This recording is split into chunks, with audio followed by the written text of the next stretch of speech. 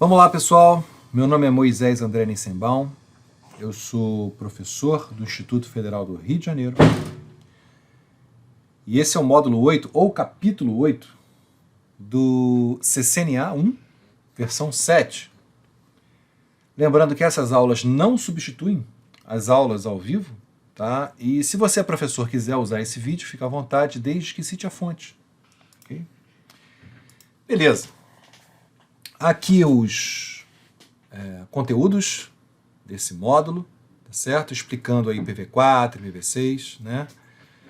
Roteamento de host e roteamento de roteador. Então, basicamente isso, né? A gente vai falar sobre a camada de rede e as funções, as duas funções dela, que são fazer o endereçamento, seja IPv4 ou IPv6, e fazer o roteamento. Vamos ver o que é isso, tá? Algumas características da camada de rede, né? Aqui que eu estava falando para vocês, né? O que a camada de rede faz? Endereça os dispositivos finais e faz o roteamento. Encapsulamento, desencapsulamento, todas as camadas fazem. Né? Muito bem. O que mais? Tá lá, né? Falando do encapsulamento, né? O que é encapsulamento? Tanto no IPv4 quanto no IPv6. Né? Ele vai pegar o que tem na camada de cima, quando chegar da camada de transporte, ele vai adicionar um cabeçalho, tá? Camada de rede não tem trailer. A única camada que tem trailer é a camada de enlace, tá? Isso aqui não tem no encapsulamento, é só realmente esse cabeçalho aqui, que vai ter as informações, várias informações, e as mais importantes são endereço de origem, endereço de destino.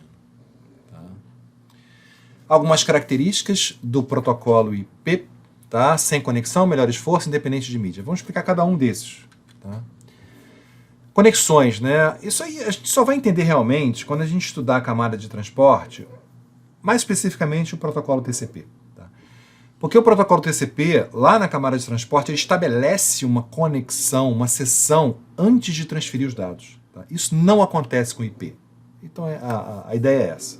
O IP sai transmitindo independente de saber se o destino está ativo, se não está, ele vai e manda o pacote. Melhor esforço, tá? É o seguinte, o IP, ele não garante a entrega do pacote, mais uma vez comparando com o TCP lá na camada de transporte. Tá? Além de estabelecer a sessão, ele garante a entrega. Por exemplo, se o destino notar que não recebeu, ele pede para retransmitir. Tá? Mas é o TCP conversando com o TCP. O IP não faz isso. Tá certo? Então, o IP delega às camadas superiores essa questão de confiabilidade, garantia de entrega e etc. Tá? O IP simplesmente vai roteando. Tá? Então ele não tem esse mecanismo de reenviar, não espera a confirmação, nada. Então isso que se chama melhor esforço, best effort. Tá? Talvez em inglês tenha um outro significado, né? Mas a gente traduziu para melhor esforço. Não tem jeito. Né? Independente de mídia, aí já vamos comparar com a camada de baixo. A camada de enlace, depende muito da camada física. Por exemplo, quando um quadro da camada de enlace é jogado, encapsulado, o encapsulamento dele, o cabeçalho dele vai depender muito de qual meio físico eu estou usando. Se é fibra, se é cabo de par trançado ou se é wireless. Tá? Já o IP não. O IP é independente. O cabeçalho IP é sempre o mesmo, independente do meio que eu estou transmitindo esse cabeçalho. Quem se preocupa com isso são as camadas inferiores. Bom, a camada de rede estabelece uma unidade máxima de transmissão, uma MTU, tá? Essa MTU, ela já é pensando na camada de baixo, tá certo? Não no meio físico, né? Mas pensando já, por exemplo, quanto o quadro pode ter de tamanho máximo, tá? Então, por exemplo, a gente já viu que no Ethernet o tamanho dos dados no máximo é 1500, tá? Então, o projetista, sabendo que vai usar a Ethernet, já coloca os pacotes com tamanho máximo de 1500, tá? Incluindo o cabeçalho. O pacote IPv4, vamos ver como é que é o cabeçalho dele, né? Tá certo? O IPv4 é o principal protocolo de comunicação para a camada de rede. Tá? O cabeçalho tem muitas finalidades. Vamos ver como é que ele é. Tá? Em primeiro lugar, uma questão de notação. Tá? Aqui vocês estão vendo byte 1, 2, 3 e 4, então essa tripa aqui significa 4 bytes. Ocorre que o cabeçalho inteiro tem 20 bytes. Eu poderia escrever isso em assim, ó, byte 1, 2, 3, 4, 5 até o 20. Tá? Mas para evitar gastar papel, o pessoal usa esse tipo de notação, de 4 em 4 bytes. Tá certo? Então aqui eu tenho 4 bytes, 4 bytes, 4 bytes, 4 bytes, 4 bytes, 4 vezes 5, 20. Tá certo? Então essa é a primeira coisa. E aqui a gente tem alguns campos desse cabeçalho. E repara que o cabeçalho IPv4 tem vários campos, né? 1, 2, 3, 4, 5, 6, 7, 8, 9, 10, 11, 12 campos diferentes. Né? São 12 meta-informações diferentes, tá certo? Ainda tem a parte de opções se eu quiser acrescentar mais, mas normalmente ele vai com 12, usando ou não tudo, tá certo? Então, eu vou primeiro falar os que estão coloridinhos aqui e o resto é autoexplicativo, tá? Por exemplo, versão. Essa é a primeira parte, né? A primeira informação que vem no quadro IPv4. E essa versão é justamente para dizer que é a versão 4, tá certo? No quadro IPv6 tem a mesma coisa e aqui diz que é a versão 6, tá certo? Esse que está em marronzinho aqui, isso tem a ver com qualidade de serviço, tá? Se o pacote tiver prioridade ou menos prioridade, mais prioridade, esses elementos aqui vão dizer isso, tá? Time to Live é super importante, ele é o TTL, né? O Time to Live é o seguinte, é um número. Toda vez que o pacote atravessa um roteador, este número é decrementado de uma unidade. Ou seja, digamos que o time to live seja 100. O pacote atravessou um roteador, ele vai sair de lá com 99. Atravessou outro, 98, e assim por diante. Se por acaso o time to live chegar a 0, tá certo? Se por acaso o time to live chegar a 0, o roteador, ao receber esse pacote, vai descartar ele. Então, qual a importância do time to live? É evitar que pacotes fiquem vagando indefinidamente na internet, em caso de mal configuração. Tá? No caso eu tenho a configuração de loop, um pacote vai rodar, mas quando o TTL chegar a 0, ele vai morrer. Tá certo? Então não vai ficar. Não fosse isso, a internet hoje já teria acabado em menos de um segundo. Tá? De tanto pacote horrível que circula lá na internet, tá certo? Esse protocolo aqui diz respeito, que protocolo está na camada de cima, por exemplo, a camada de cima tem a camada de transporte. Então pode ser TCP, UDP e outros. Para TCP tem um código, para UDP tem outro código e assim por diante. Tá? Temos aqui endereço de origem, IP, endereço IP de destino. Tá? Isso é autoexplicativo. Aqui tem uma tabelinha, se vocês quiserem dar uma pausa na gravação para ler o que significa cada um desses campos, né? Tem também uma demonstração em vídeo, muito importante vocês assistirem os vídeos que estão lá no currículo. Vamos falar agora sobre o IP versão 6. Né? O IP versão 6 ele veio sob uma demanda de esgotamento de endereço IPv4. Tá? Como o número de endereços IPv4 acabou, surgiu aí a principal motivação para surgir o IP versão 6. Por quê? Porque ao contrário do IP versão 4, que só tem 32 bits no endereço, o IP versão 6 tem 128 bits, o que permite 1 decilhão de endereços IPv6 diferentes. Então, por enquanto, está dando. É bastante coisa isso aqui. Pra vocês terem uma ideia, se a gente colocasse o endereço IPv6 em cada grão de areia da Terra, ainda sobrava. Tá certo? É muito endereço IPv6. Ok. Dá para ver também que o cabeçalho é mais simples. Repara lá, eu tinha 12 informações aqui, eu só tenho 1, 2, 3, 4, 5, 6. Metade, 7, 8, né? 8 informações em vez de 12. Então é mais simples de processar. Tá? Apesar desses endereços de origem e destino serem gigantes, porque é 128 bits, mas isso aí não tem problema. O problema é que na hora de processar essas informações aqui, o roteador vai processar de maneira mais leve. Tá? Repare esse campo aqui de versão que eu falei para vocês, né? O Traffic Class ele é equivalente àquele de qualidade de serviço que a gente viu no IPv4. Payload Length é o tamanho dos dados que ele está carregando.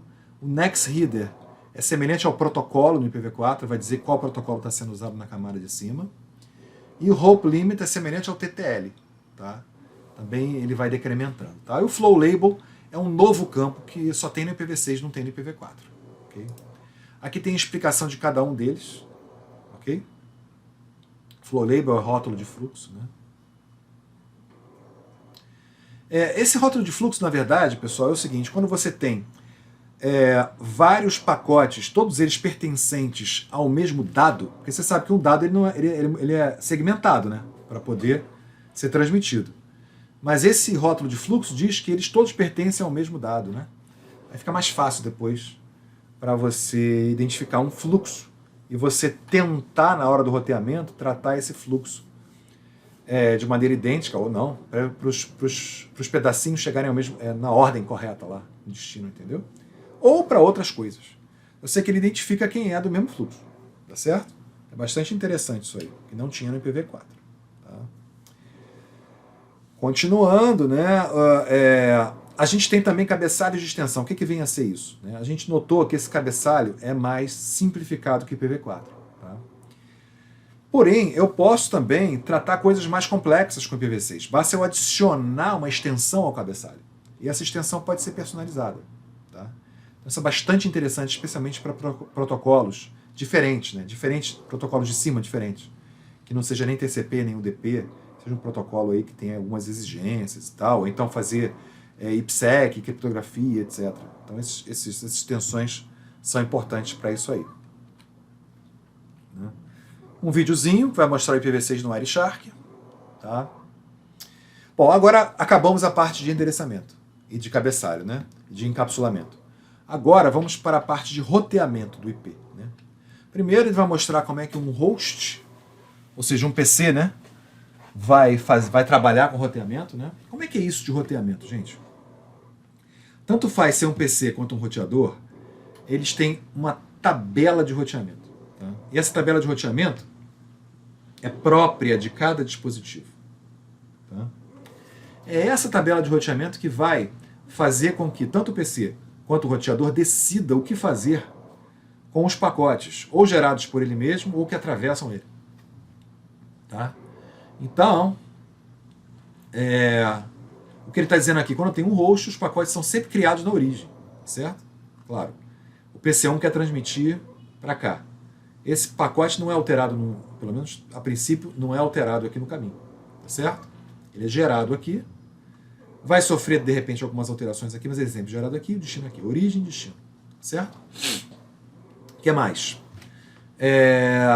Um host, ele pode enviar um pacote para si mesmo, no caso, endereço de destino um desses dois aqui, IPv4 e IPv6, ou ele pode mandar um pacote para um host na mesma rede que ele. Por exemplo, esse aqui é o 92.68.10.1, esse aqui é o 92.68.10.2. Então um está mandando para o outro na mesma rede, porque é o 92.68.10.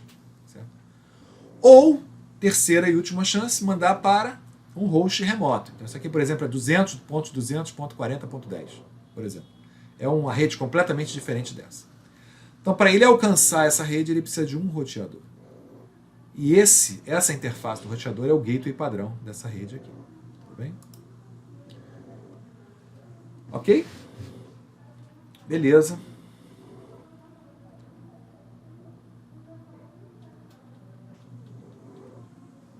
Ok. Gateway padrão, a gente estava falando sobre ele, né? O gateway padrão fica no roteador, né? É justamente a saída da rede local para as redes remotas. Tá? Esse gateway padrão é aprendido pelos PCs, geralmente por DHCP, ou, no caso do IPv6, o próprio roteador que informa para eles. Mas pode também ser setado manualmente, tá? Mas não é comum. Essa é a tabela de roteamento que aparece no PC. Tanto faz Linux ou Windows, você dá netstat-r, vai aparecer isso aqui. Vamos ver essas colunas, né? Network Destination é a rede de destino, máscara, e por onde sai. No caso aqui está tudo on link, tá vendo? Significa que vai sair pela própria interface. Agora esse aqui, ó, o gateway daqui, é o endereço IP do R1. Tá? Então, o que é esse 0000? Significa gateway padrão. Tá? Então o gateway padrão vai ser qual? Esse 92.68.10.1, que é esse cara que está aqui. Tá? Detalhe, gente, o gateway padrão, por motivos óbvios, tem que estar na mesma rede que os hosts daquela rede. Né? A princípio, se o PC não tem gateway padrão, ele não vai sair da rede. Então, o gateway padrão ele tem que estar na rede. para ele poder alcançar, e o host poder alcançar ele. Beleza? Continuando, agora vamos ver a tabela de roteamento do roteador. Tá? Como é que ela é? Tá? Então, o roteador ele chega, baseado em sua tabela de roteamento, ao receber um pacote, vai encaminhar para o lugar correto ou para a interface correta. Aqui está um exemplo meio ruim, né? O ideal seria mostrar um exemplo com várias interfaces diferentes. Que é o roteador tem opções. Dependendo do endereço de origem, vai comparar com a sua tabela de roteamento para dizer por onde vai sair. Tá certo? Esse é o normal do roteador. Aqui eu tenho 3 tipos de rotas na tabela de roteamento do roteador. Diretamente conectada, que é a rota que está da própria interface dele. Por exemplo, eu tenho uma rota para 192.168.10.0. Tá?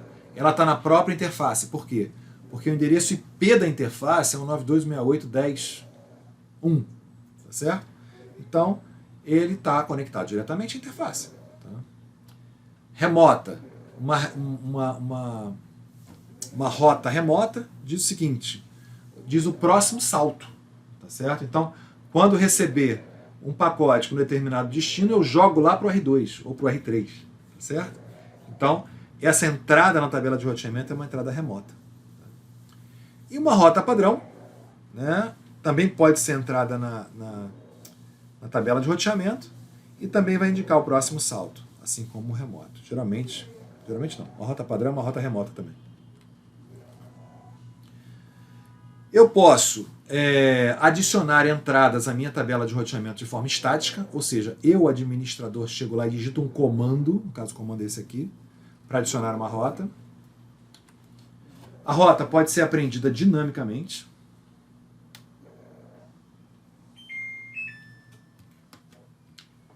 Ou seja, um roteador pode ensinar para o outro a rota, tá certo? Através do que a gente chama de protocolo de roteamento. Se esse R2 conhece as rotas, ele vai ensinar para o R1 e vice-versa. Tem um vídeo sobre as tabelas de roteamento, interessante vocês assistirem, está lá no currículo. E aqui ele está mostrando um exemplo de um roteador e sua tabela de roteamento. Tá? Essa primeira coluna aqui diz a origem da rota, no caso essa rota foi entrada manualmente, ou seja, estática. O SPF, que é um protocolo dinâmico de roteamento, ou diretamente conectada, C. Tá? O L é local link, mas a gente não precisa entender muito bem o que é isso agora. Tá? Então, o que mais tem aqui? Olha para essa OSPF, por exemplo. Eu tenho a rede de destino, 10.1.1.0. Se eu quiser sair para 10.1.1.0, eu vou ter que... O próximo salto vai ser esse 219.65 aqui, tá certo? E vai sair por essa interface aqui, giga 001. Tá? Então é mais ou menos isso a tabela de roteamento. Pessoal, com isso a gente termina esse capítulo, tá? Vejo vocês no próximo capítulo.